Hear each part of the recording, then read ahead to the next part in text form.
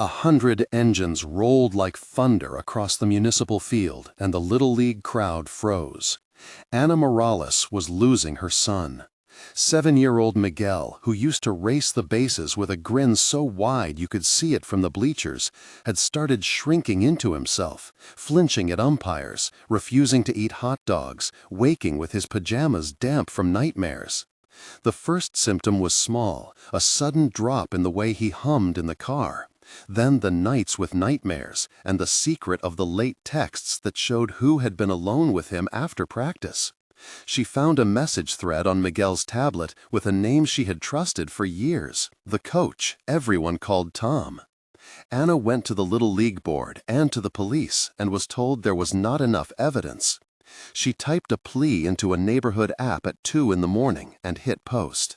She did not know who would answer. But by Saturday afternoon, the chain of reply notifications read like a patrol forming, and by 3 o'clock, the distant buzz of chrome and leather announced that the answer was already on its way. The gravel underfoot vibrated. Where do you turn when the system looks the other way? What happens when the people you think you would fear become the ones who show up to protect a child? At home, the routine had narrowed.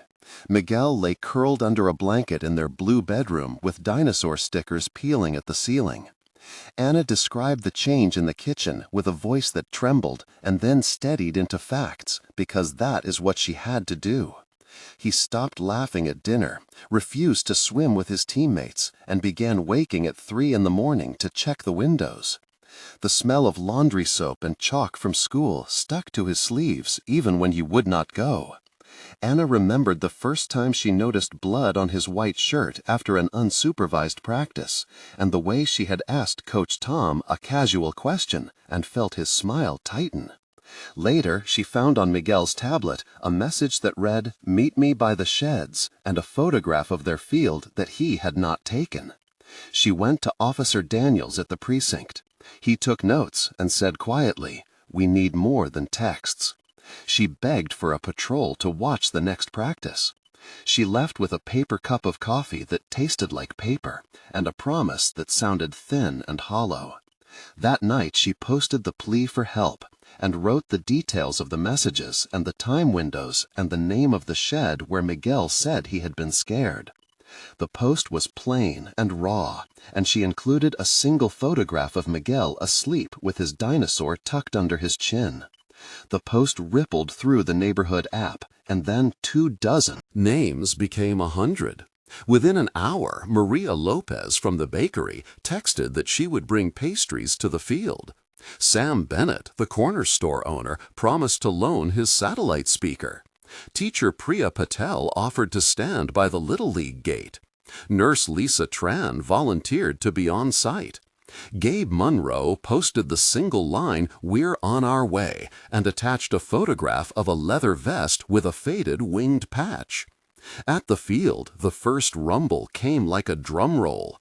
The grass smelled of fresh-cut hay and spilled lemonade. A cluster of leather and chrome rolled up slowly to the outfield gate, and then more bikes appeared around the corner in a tide of bikes and boots. Miguel's mother watched from the pavilion, the hair on her arms prickling at the sound of engines and the metallic scent of gasoline mixing with the summer sun. Gabe stepped down from a bike and removed a pair of work gloves, wiping his palms on his jeans. His voice was low and precise when he said to Ana, "We heard you, and we are not here to hurt anyone." "Who is Miguel? Who is the coach? Who else knows?" She answered, and then a dozen neighbors leaned forward to listen and to help. The leader, Gabe, and a man called Rico exchanged a quick conversation that was at once logistical and tender. Dialogue scenes opened like doors, with multiple voices stepping into the light. Ana said, "I do not want trouble for my son, only to be safe." Gabe replied, "We are not trouble. We are watchers now." Priya said, "How do we keep him safe today?" Ana answered, "Lock the sheds, keep the coaches visible, do not leave him alone." Sam said, "I'll put up tables and water and make a station." Maria asked, "Can I bring extra blankets for the kids?" Rico asked, "Miguel, do you want us here?" Miguel looked at his mother and whispered, "Yes."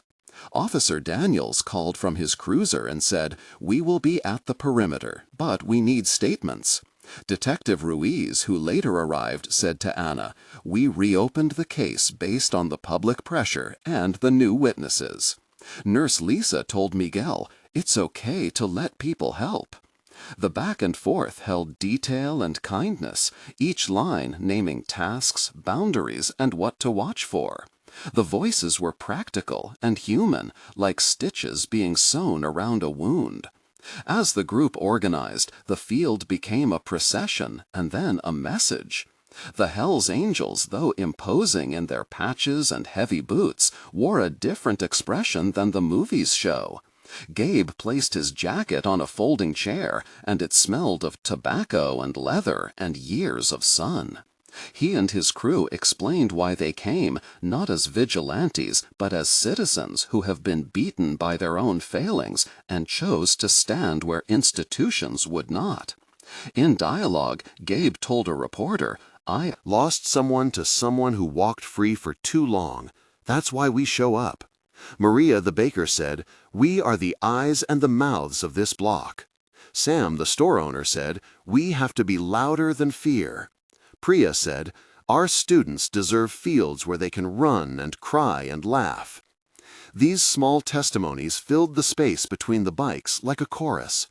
Each person who spoke named the practical rules: keep the kids in sight, maintain a log of who is where, call the detective when you see something odd. The patch on Gabe's vest became a symbol, a promise. He touched it and said, "We are bearing witness, and we will not leave." They marched their message through town in a slow, dignified parade that paused at the school and then by the municipal pool and finally at the shack where Anna had last seen Miguel after practice. Children pressed faces against chain link to watch. The sound of leather boots stepping on the concrete and the soft rustle of jackets had a cadence like a heartbeat. Mr. Patel took photographs with his phone and posted them with the caption, "Watchful, not violent," and the community shared them 100-fold. Shopkeeper Sam set out orange cones and water jugs. Teacher Priya told a group of younger kids who asked what was happening, "This is your community making a promise." A councilwoman named Ellen Carter, who had earlier shrugged off phone calls, now came outside and stood with the group and said, "I see you and I hear you." The demonstration carried no banners of rage, only clear instruction that children would be supervised and that adults would not look away. On the path by the playground, a woman named Teresa, who had been skeptical, walked over and hugged Anna and said, "I was wrong about them. I'm sorry." And the smell of her perfume, mixed with the field grass and the scent of faint smoke from the bikes, made the moment feel raw and ordinary and right. A cookout followed because food gathers and calms people. The smell of grilled corn and coffee and Maria's sweet rolls filled the air. Miguel sat at a folding table and chewed slowly on a piece of his favorite hot dog, while Anna watched the slow return of a small smile. Volunteers took turns talking to him, asking about dinosaurs and school and what made him laugh. Conversation was practical. Again, there were exchanges with detail. Nurse Lisa asked, "Have you been scared at practice before, Miguel?" Miguel answered, "Sometimes I felt alone, and Coach Tom was always around." Detective Ruiz asked, "Did he ever tell you to meet him somewhere?" Miguel nodded and drew a picture of the shed. Detective Ruiz said, "Thank you, that helps a lot." Officer Daniels said, "We will get the warrants to check the camera footage from the field house." The community circled Miguel with a mixture of firmness and tenderness, and passed a patched vest to Anna as a symbol of their watchfulness. She touched the fabric and felt the rough weave and the thread worn thin where it had been carried many places, and felt it as if it were a shield. The origin story of Gabe and several members came out in short, compact backstory moments told around the grill. Gabe had been a factory worker who lost a nephew to an unexplained incident and had spent years angry and inert until one day he began attending meetings at the Veterans Center and then cooking for a shelter. Rico had been a youth mentor who could not save a kid he once coached and now carried that memory like a compass. Maria had grown up in this neighborhood and had lost her brother to an overdose and now thought of children as a promise. Sam had been a coach himself before injury put him behind a counter and he learned to care with small acts. Priya said, "We did not plan a vigil, we planned to protect." Each mini-biography was given with quiet details about smell of coffee in mornings, the callus on a palm from years of turning pages, the taste of salt from tears shed at funerals. Those fragments explained motive without excusing force and made the presence human. Pressure worked in a way that disbelief often does not. The public watch and the documentation forced the detectives to act. Detective Ruiz convened a team and said, "We will get a search warrant, we will check the messages and the cameras, and we will talk to everyone." There were scenes at the precinct with exchanges meant to show procedure and care. Officer Daniels said, "We are following protocol." Detective Ruiz said, "We need forensics on these messages, and we need to corroborate who was where." Anna provided the tablet, and Priya and Sam and Maria filed signed statements. The grounds crew came forward with time-stamped maintenance logs. Weeks later, a warrant was served at Coach Tom's house, and evidence was collected, and an arrest was made. In court, the prosecution presented the messages, the testimony of parents, and the fact that the field had been watched by 100 witnesses. The judge issued a restriction and later a sentencing that prevented the accused from contact with minors. The community had turned a viral post into an evidentiary chain that held up in law because people had kept notes and had been willing to say, "I saw this and I will tell it." 1 month later, Miguel went back to practice with a shadow of a smile, and Priya walked him into the gazebo and stayed until the last ball was hit.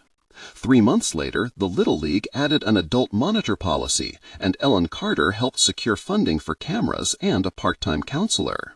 6 months later, Anna opened a small table at the field every Saturday where people could sign up to supervise Practices and meet with a counselor named Dr. Torres, who volunteered twice a week.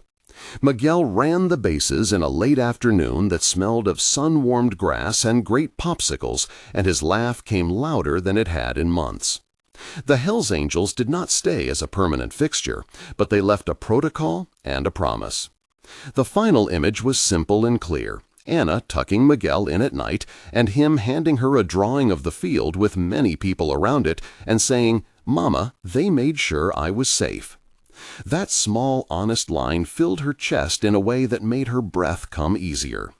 If this story tightened your chest, you are not alone. Have you ever seen a community rise in a way that surprised you? Tell us in one line where it happened and what changed. Your comment could become the beginning of someone else getting help and could guide us to new stories to tell. When you write, just say the city and one action that stood out so others can read and learn. Now back to the field. The Little League lights dim and the community keeps watch as a promise, not as a threat.